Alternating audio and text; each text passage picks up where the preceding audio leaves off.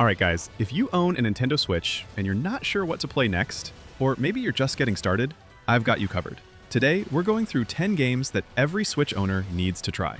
Let's get into it. Nobody Saves the World is one of those games that just grabs you and doesn't let go.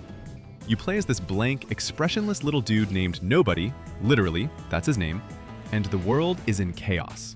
A massive calamity wiped out the great mage who was supposed to protect everyone, and now it's on you to step up. The core mechanic here is transformation. You start out as this weak little worm of a character, but as you progress, you unlock the ability to turn into different forms: a rat, a horse, a ghost, a bodybuilder, a dragon, and more. Each form has its own moveset and abilities. And here's the clever part: you can mix and match abilities across forms to build your own playstyle. The dungeons are all about clearing rooms of enemies, and you level up each form by actually using it. It's a top-down action RPG, but it never feels grindy because you're constantly unlocking something new. The humor is dry and weird in the best way possible. Perfect for solo or co-op.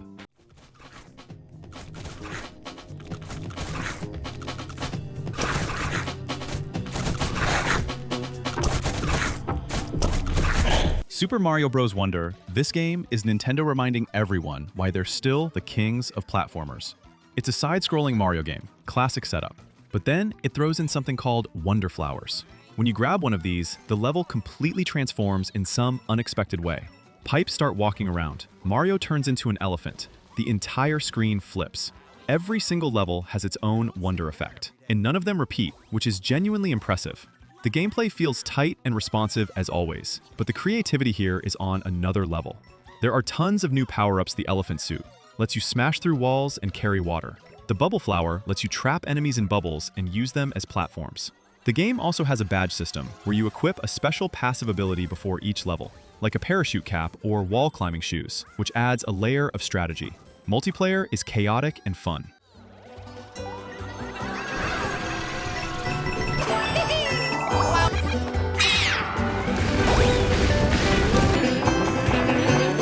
Pokémon Legends Arceus is the game that finally asked, what if Pokémon was actually an adventure? Set in ancient Hisui, long before the modern Pokémon world existed, you're basically a researcher sent back in time. Your job is to build the very first Pokédex by observing and catching Pokémon in the wild. And catching them here actually takes skill. You crouch in tall grass, watch a Pokémon's behavior, aim your Pokéball manually, and throw it. You can catch without battling at all if you're sneaky enough. The world is open, and each area is like a large zone filled with Pokémon going about their lives. Some are chill, some will charge at you the second they spot you. Battles are fast, and there's a new agile and strong style system that lets you trade speed for power, and vice versa. The story has a real sense of mystery around Pokémon lore, and the mythology around Arceus itself is genuinely interesting.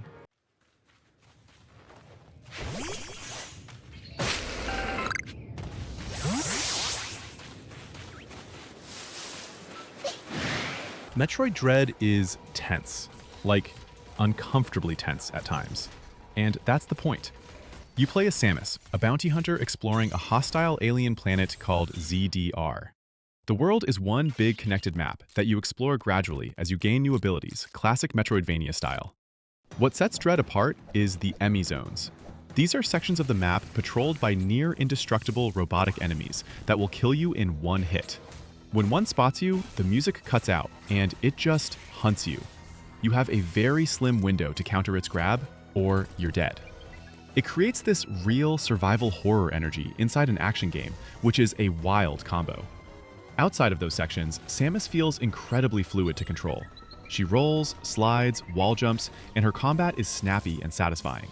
The boss fights are some of the best in the series. Hard, fair, and each one teaches you something new.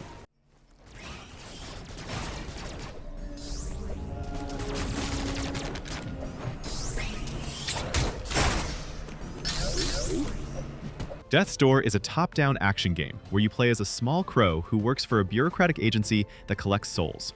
You get your assignment stolen by an old soul who refuses to die, and now you have to hunt down 3 massive Reaper targets to get things right. The combat is simple on the surface. You have a melee weapon, a ranged attack, and a dodge roll. But the way the game layers enemies, arenas, and boss mechanics makes every encounter feel deliberate. It's got that From Software energy, where you die, learn, and come back smarter. The world design is beautiful, You move between a dark limbo hub and these dense, handcrafted areas that each have their own atmosphere and secrets. Hidden upgrades let you improve your character in small but meaningful ways. The writing is surprisingly funny and melancholic at the same time. There's this whole undertone about mortality and purpose that hits harder than you'd expect from a game with a tiny bird as the lead.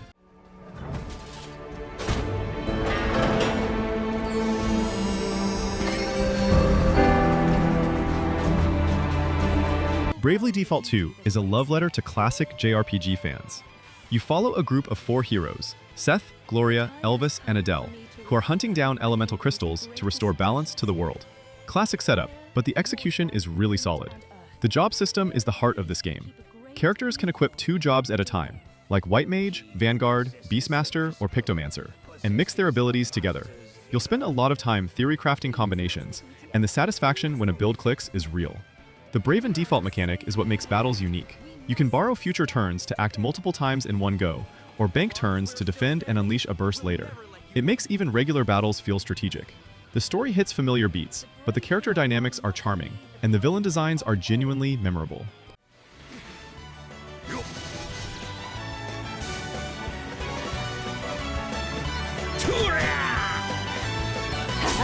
Luigi's Mansion 3 is pure Nintendo charm, packed into a ghost hunting adventure. Luigi and his friends get lured to a haunted hotel, and it all goes sideways fast. Armed with his trusty poltergust vacuum, Luigi has to explore floor by floor, solving puzzles and catching ghosts to rescue everyone.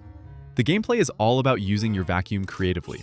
You suck up ghosts, slam them into the ground and walls to drain their health, and use the burst function to stun enemies or interact with the environment. Every floor of the hotel has a completely different theme. There's a medieval floor, a film studio, a garden floor, a pirate level, and each one has its own boss ghost with a unique personality and gimmick. Gooigi, a green slime clone of Luigi, is introduced early and lets you solve puzzles that require 2 characters at once. The game never takes itself seriously for a second, and that's its strength.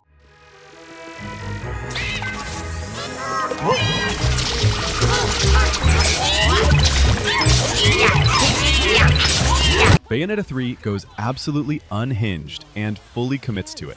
If you've never played a Bayonetta game, here's the deal. You play as Bayonetta, a witch with guns on her heels who fights giant angels and demons using her hair as a weapon and Portal to summon massive demon monsters. Yes, really. The combat is fast, technical, and deeply stylish.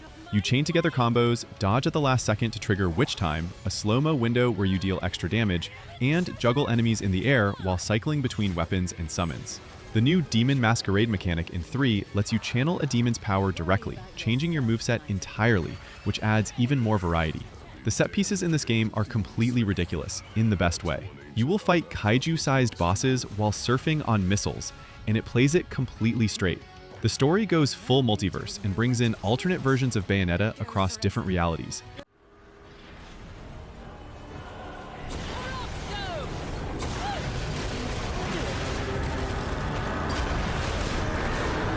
Astral Chain is from Platinum Games, and it's doing something genuinely different. You play as a rookie officer in a futuristic city that's being invaded by creatures from another dimension, called chimeras. Your weapon is a legion, a chained chimera you've bound to yourself, and combat is a dual control dance between you and your legion. At the same time, you move independently, attack, dodge, and direct your legion to attack simultaneously, creating this layered combo system that takes real practice to master. Each legion type has different abilities. One is a sword fighter, one shoots, one can hack computers, one can move objects. Outside of combat, you use them to solve puzzles, traverse the environment, and investigate crime scenes. Yes, there's detective work in here too. You scan areas, collect evidence, and piece together what happened.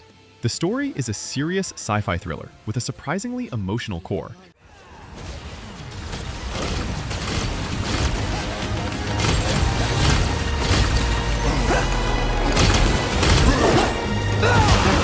Hades 2. Look, the original Hades was already one of the best games ever made. The sequel is still in early access, but honestly, it already goes harder.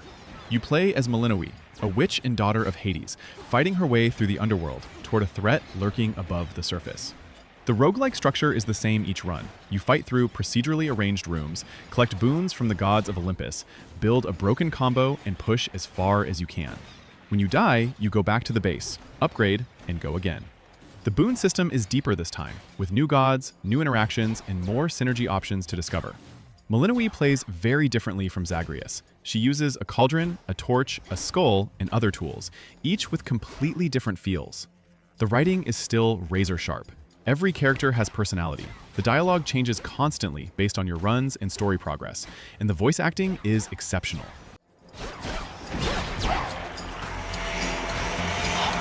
They're slowing down.